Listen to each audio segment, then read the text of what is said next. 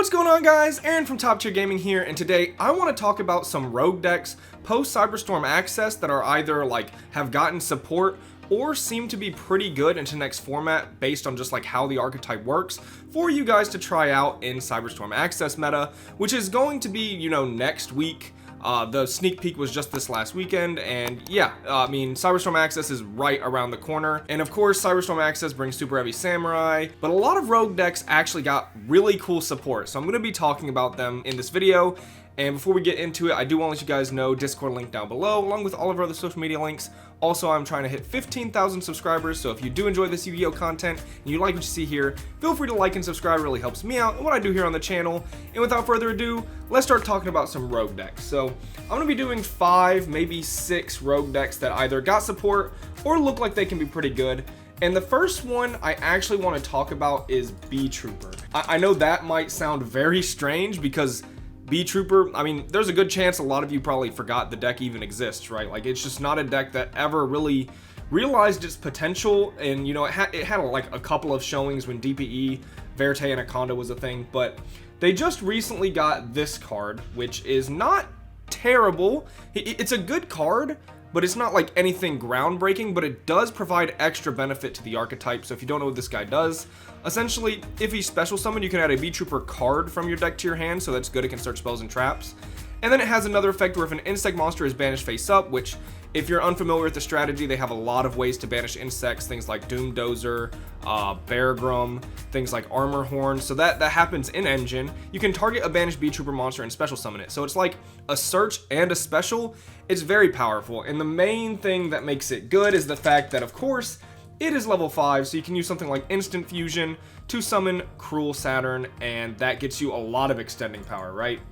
Now, that's not the only reason B-Trooper's on this list. I wouldn't include B-Trooper if it was just that. That's not enough to make it, a super solid deck that you can feel confident playing. A big thing right now is we look at the decks that are coming out, right? Like Pearly, Super Heavy Samurai. Pearly is a big one, and it has a horrendous weakness to Retaliating Sea, which is something you can play in any deck, technically. But B-Trooper, not only do they want to main it because it's Engine, if this card is sent from the field to graveyard, you can add 1 Earth insect monster with 1500 or less attack from your deck to your hand. Oftentimes that adds Resonance Insect, things like that, which can start getting you to your plays.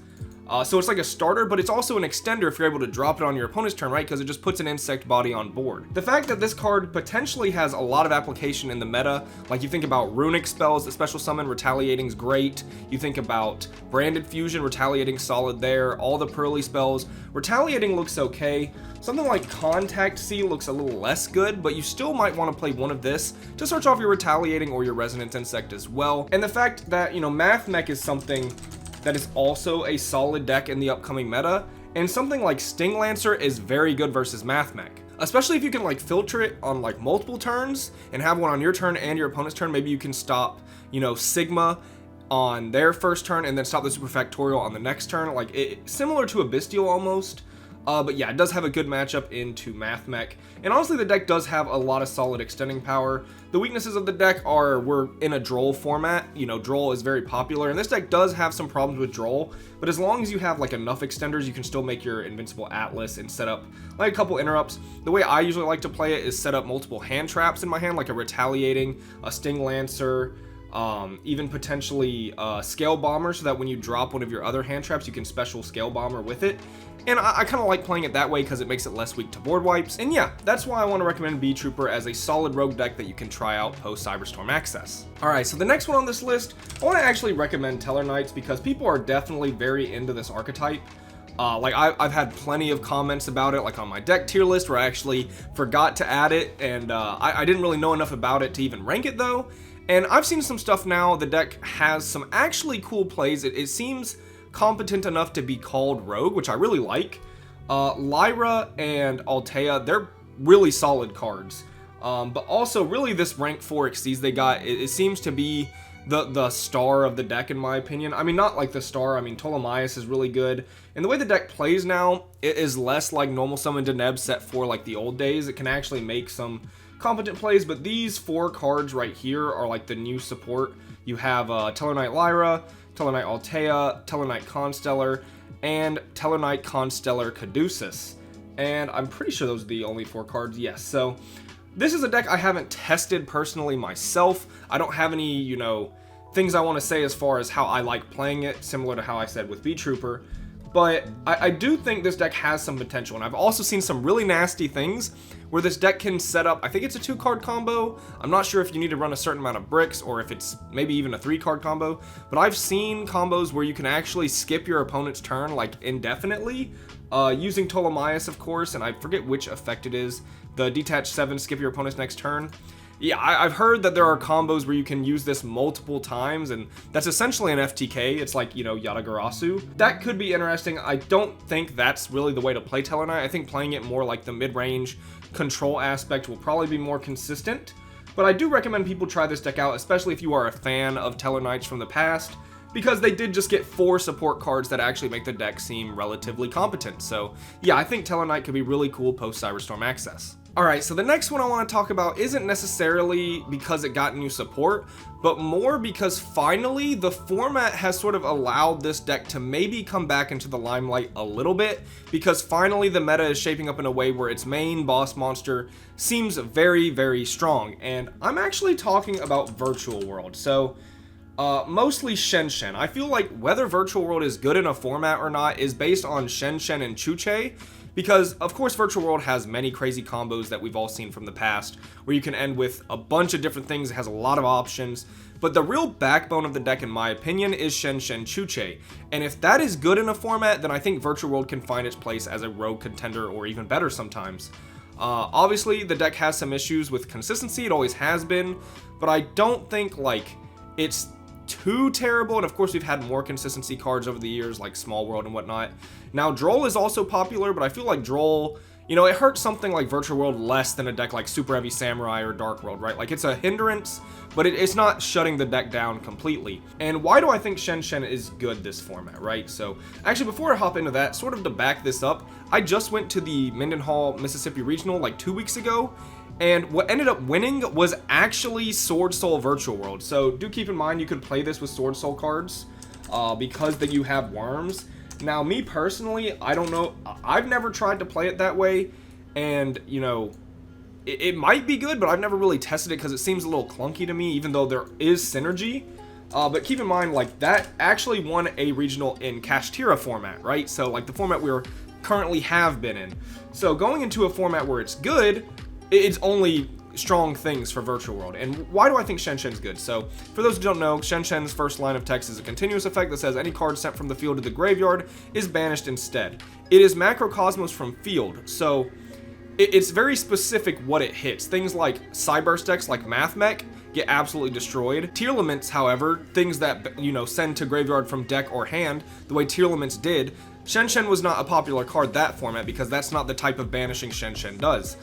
But, so, for example, the new decks that are coming out is obviously Pearly, which get destroyed by Macrocosmos, and everything they're putting on the field is going to banish, which means all their spells are getting banished, which is very bad for Pearly. It cuts off follow-up off of My Friend, it means Plump is less good, right? Like, there's a lot of things where it's actually very strong versus Pearly in a sense, and if you can back it up with more than just Shen Shen, right, with like Chuche, things like that, it's very good. Also Super Heavy Samurai. Yeah, this deck does not like Macro on Cosmos from field at all. I mean, summon Soul Piercer, link into Scarecrow, Soul Piercer gets banished. Where is Soul Piercer? Soul Piercer gets banished. They don't get the effect. They can't loop Soul Piercer. Like, you see what I'm saying, right? So Shen Shen is looking impeccable versus all 3 new decks. Well, Math Mech's not a new deck, but it got new support. So yeah, if you're able to like set up a Shen Shen Chuche bare minimum through even a couple hand traps, it's pretty solid. The deck has follow-up with Gigi, Lulu's still a crazy card. One thing I don't like about the deck is actually the traps. Like, the traps are good cards, but you have to play 3 of them. Minimum usually is usually like 1 Shanwu and 2 Chuche. And these can just feel kind of bricky sometimes, and you have multiple level 6 bodies. I still think Virtual World need like 1 more hand effect name or something else for consistency. Technically they did get support in Cyac, it's Virtual World Tiger Hoo Hoo. But I don't think this card's very good in Virtual World, like it just doesn't seem good. Maybe, I haven't tested with it, so maybe it's okay if you want to go for a line with it, but it just doesn't seem doesn't seem very strong, but technically they did get Cyberstorm access support. But besides that, I just think Shen Chuche is finally in a good spot again. So any Virtual World lovers, I think post Cyac, you can definitely try it out as a solid rogue deck. Alright, the next deck I want to talk about is definitely a favorite of mine. I absolutely love this deck. It's Dino Morphia, and Dino Morphia got one card in Cyberstorm Access, Dino Morphia Intact. And this card was essentially the biggest piece of support Dino Morphia players wanted, was an in-engine Solemn Strike that does what it does, like it pays half. The problem with Solemn Strike in Dino Morphia is you very often run into situations where you can't activate it because you won't have 1500 life points, so you'll have to like go into a Stealth Bergia, which is really awkward to be able to activate that Solemn Strike. But you need Strike to play around Ash and to go second into big giant, like super heavy samurai boards, right? Dino Morphia Intact not only replaces Strike, but it means you can run both, which can be very, very good. And Intact is crazy, so if you don't know what it does, or for anyone unfamiliar with the strategy, essentially you're trying to resolve Frenzy to get into your Rekstrom, and Ash just destroys this card. But this, Dino Morphia Intact, says when a monster effect is activated and you control a Dino Morphia card, the fact that it says card is very important because it means you don't need a Dino Morphia monster on the field. You can flip Frenzy, and that fulfills the requirement of Dino Morphia Intact, which is great. You can pay half your life points to negate and destroy that activation, just like a Solemn Strike, except it doesn't negate summons. And then it has a really bonkers effect on it where any battle damage you take for the rest of this turn becomes half your life points at the time you would take it. So that's really good because it means you cannot lose the game to battle damage. It's impossible. You have to lose to effect damage, which Dino Morphia has plenty of ways to counter that as well. But yeah, I mean, your opponent could literally attack you for 10 million damage and you're only taking half of your current life points, which is insane for the deck because it not only makes Kentragina better, it makes Rekstrom better, it just makes the deck so much better. So any Dino Morphia fans, this card really does bring the deck back into the forefront for me, where I actually feel like I want to play this again. Maybe take it to a regional, we'll see.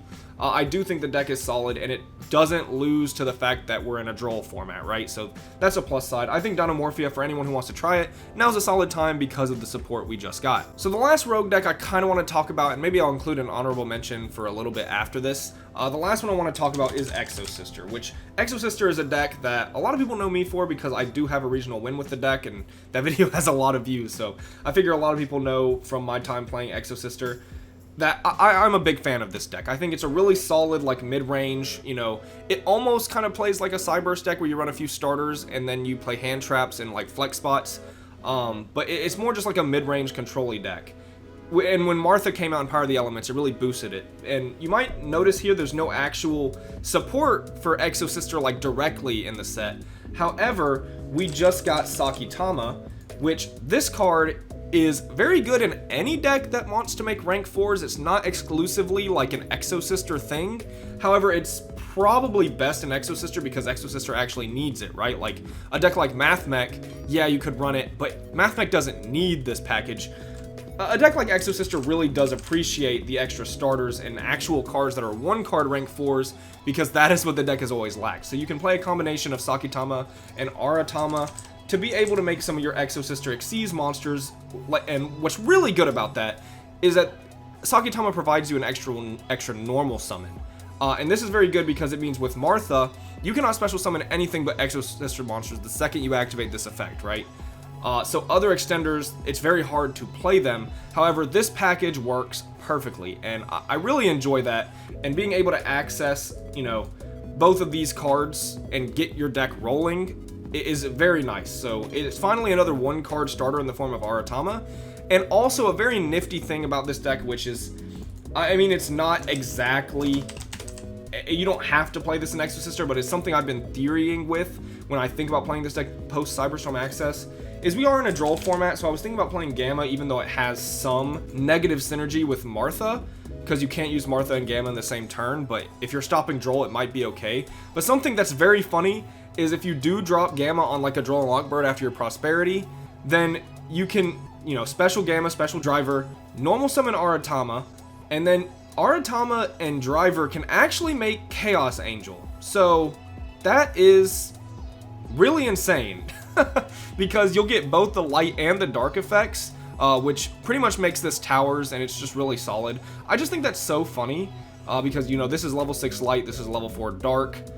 it's an interaction that might not even come up that much, but you know, you could also play Excel Synchron into Baron.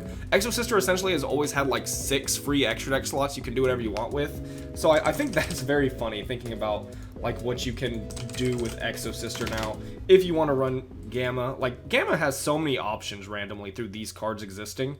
But yeah, I mean, Gamma's not really what I'm talking about, but just the fact that this package essentially makes Exosister more consistent to where maybe it can play even in a format where it's not that, you know, not everyone's proccing its effect. However, there are a lot of cards in this format that do proc the Exosisters. I mean, Super Heavy Samurai almost always is going to play into it because they have Scarecrow that they want to bring stuff back. Obviously, like Pearly, if they use Plump, then all your Exosisters will activate. So yeah, there's definitely a lot of card effects in the new meta. Mathmech for sure. I mean, Sigma is going to proc Exosisters, so I think Exosisters, actually their mechanic functions very well in a next format, especially all this sort of depends on where Kashtira is going to be on a ban list, which this is going up Monday, so hopefully a ban list came out today, although I doubt it did because Konami. But yeah, I think Exosister is looking like it got a huge boost, so if you're an Exosister fan, definitely recommend playing this post Cyberstorm Access as well. And yeah, I don't think there's anything else I really want to talk about. I thought there might have been one more that I was potentially thinking about. I mean, I guess I can, like Marincess. They got this card. Okay, that's not the name of this card on here. Yeah, they got Moonlit Water. It's called June Moon in the TCG. Some people are talking about playing this so you can like barrier lock your opponent. I don't think it's very good because essentially you have to run like 4 bricks, it feels like, and you have to be playing for this to be an extender, and it's really awkward. So some people are talking about this making Marincess better. I'm not so sure. However, I do think maybe the Ice Jade has some potential for Marincess as well. I think this card is pretty solid for Marincess, potentially. I don't want to talk on this too much because I haven't tested enough with them, but I do play a lot of Marincess, so I wanted to bring it up. But yeah, besides that, that's going to be it for this video. Let me know what you think down below. Are there any decks you're excited to try post Cyberstorm Access? Leave it down in the comments. I'll be sure to read it. And yeah, bye YouTube.